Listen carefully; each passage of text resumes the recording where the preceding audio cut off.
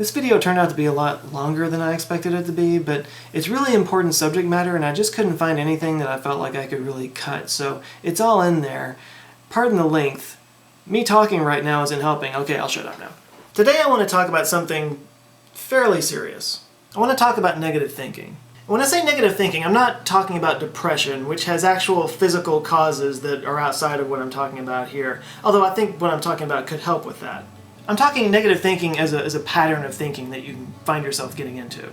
I think we're all guilty of this from time to time, and quite frankly, I think a healthy dose of self-doubt is probably a good thing. People who can't imagine ever being wrong are pretty much monsters. But the problem with falling into a pattern of negative thinking is that they can become a steady stream of self-defeating thoughts, which become self-defeating behaviors, which lead to a self-defeated life. Before we can talk about how to fix it, though, you have to understand how it happens, and it has to do with the brain's architecture. The brain is basically a giant web of neurons, brain cells that have these little tentacles that come out of them like little octopus or squids that are called dendrites and axons, and they reach out to other brain cells and connect to them through synapses, and across synapses there are chemical signals that transmit information from one cell to the other. I'll spare you all the sciencey stuff, but basically every time you have a thought, it travels along these pathways that have been created between the cells in your brain. And the more you have a thought, the stronger those connections become. That's why you become better at things when you practice at them.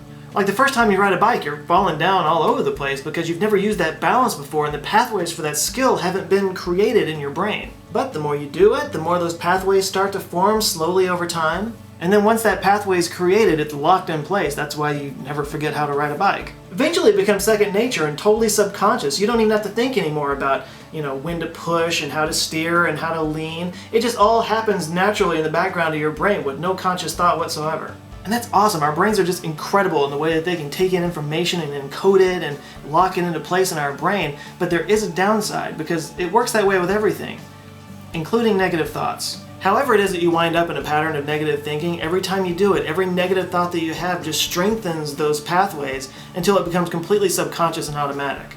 Think about that. You're creating negative thoughts completely subconsciously, not even knowing that you're doing it. And every single time it happens, it just strengthens those pathways and makes it even more likely that you're going to have even more negative thoughts. It's like a negative feedback loop from hell. Before you know it, you're beating yourself up, you're sabotaging your life at every turn, and you don't even know you're doing it. It affects your attitude, your quality of life, your job, your relationships, your family, everything. I don't think it's hyperbole to say that breaking negative thought patterns is probably one of the very most important things you can do. I mean, it's not about being disgustingly happy all the time and seeing rainbows everywhere you go. It literally affects every aspect of your life. Okay, now that we know how it works and how important it is, let's talk about how we break this pattern. Let me say really quickly though, I am not a therapist or a neuroscientist or anything like that. I'm just a guy who's had plenty of experience dealing with his own negative thought patterns. And while I feel like I've made a lot of progress in this department, I'm not perfect and I've still got a ways to go myself. Some of this I picked up from my own reading and research, some of it I did get from a therapist chair, and some of it is just from my own experience and trying this out on myself. So I've broken it down to 5 steps. I would say 5 easy steps, but the fact of the matter is it's not easy. I mean, you're literally rewiring your brain. It's going to take a lot of patience and a lot of practice and a lot of time, but it's worth it, and it's important. So the first step sounds super simple, and you may already be there if you watched this far into this video, but it's extremely important. Step 1. Acknowledge that you have negative thought patterns. This is trickier than it sounds because a lot of this is totally subconscious. You'll say and do things without even knowing that you're doing it. You'll say things out loud or post things online and you don't even realize that you are being negative. By the way, little tough love, this does also apply to self-deprecating behavior. Making jokes at your own expense is a form of negative thinking. And I know I do it too. We excuse it away as our quirky sense of humor, but the fact of the matter is you're beating yourself up with humor in public. It counts. So be honest with yourself and don't excuse it away. I'm not saying don't have a sense of humor about yourself, of course you can, but if you're using it as a crutch in conversations, you're still reinforcing those negative thought pathways. Some of this involves putting your ego aside. Now I know nobody wants to think that they're their own worst enemy, but the fact of the matter is, if you don't acknowledge this about yourself, you're never going to improve. And by the way, part of putting your ego aside is not beating yourself up over it. Obviously, if you're beating yourself up over the fact that you have negative thoughts, that's just more negative thoughts, which kind of defeats the purpose. The fact is it happens to the best of us. Just acknowledge it without judgment and move on. To step 2, which is learn to recognize negative thoughts as they happen. This can be a little bit of a process because our negative thoughts are so subconscious. It can be a challenge to be present enough to notice it, and in fact in the beginning you don't even realize you did it until way after the fact, but the more you're present and the more you're aware, the shorter that gap gets until you're actually knowing that you're doing it as you do it. Something that worked for me was actually writing down the negative thoughts that I had during the day. You don't have to write down what they were, but just make tick marks on a piece of paper or click a little clicker, or I actually had a little app on my phone, a little counter app that I would just click every time I had a negative thought. And don't get caught up with the numbers. It's not about having less negative thoughts today than you had yesterday, because that becomes its own pressure and then you just downward spiral from there. It's just about recognizing the pattern as it happens.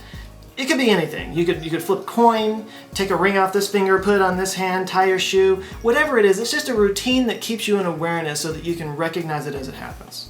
So that's the first 2 steps, acknowledging that you have negative thought patterns and recognizing the negative thoughts as they happen. Both of those sound very basic and simple and innocuous, but the fact of the matter is they're trickier than they sound, and they're extremely important. Nothing happens if you can't do those 2 things. Everything flows from those 2 steps, so don't take it lightly. Step 3 harkens back to that comment I made about setting your ego aside, because step 3 is allowing yourself to believe that your thoughts can be wrong. A whole video could be made, and probably will someday, over the subject that your thoughts are not you. You can't change your thoughts if you tie them into who you are as a person. That's why people get so locked into their beliefs and ideologies and their ideas, because they think that by changing that, they're changing who they are as a person fundamentally. And that's just not true. Your thoughts and your ideas and even your beliefs, they're just attachments. They're things we use to define ourselves. But it's only when you start to think of your thoughts as just things that you carry around in a bag, that you can take out and switch out and replace with other things, when you totally disassociate yourself with your thoughts. That's the only way that you can really change them. And when those thoughts are negative and self-destructive and doing more harm than good, it's very important that you be able to allow yourself to believe that those thoughts are dead wrong. Which leads to step 4. Consider the possibility that the opposite could be true, even if just for a moment. Say you see someone driving your dream car and that thought pops into your head that you always have. I'll never be able to afford that. Just stop for a second and consider that maybe the opposite's true. Maybe someday. Here's the great thing about this. You don't have to believe it. You just have to consider the possibility that it could be true. I mean, if it helps to think about the fact that we live in an infinite universe with infinite possibilities and somewhere out there is another version of you for which this could be true, then fine, whatever. And I know this is starting to border on cheesy Stuart Smalley daily affirmation stuff, but there is something to that, because you're breaking the pattern of those negative thoughts and replacing it with a positive one. Even if you don't believe it, it works.